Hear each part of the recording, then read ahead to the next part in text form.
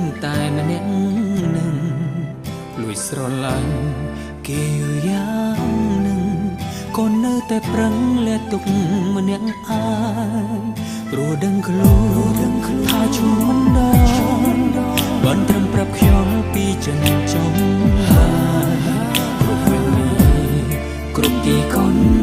លែងតែងប្រាប់ខ្លួនឯងថាត្រូវកាត់ចិត្ត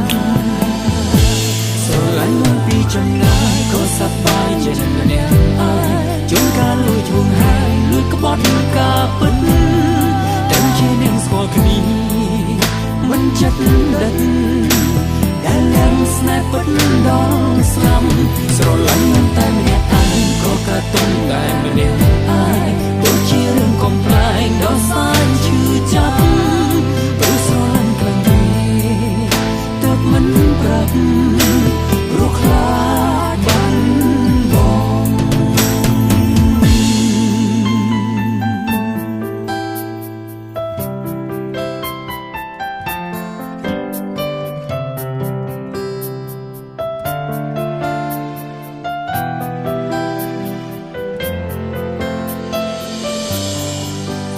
ជាភ្នែ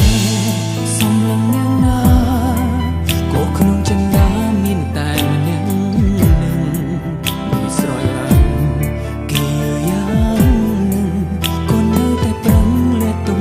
ម្នាក់ឯងព្រោះដឹងខ្លួនថាជួបមិនដល់បានត្រឹមប្រាប់ខ្ញុំពីចិនចុង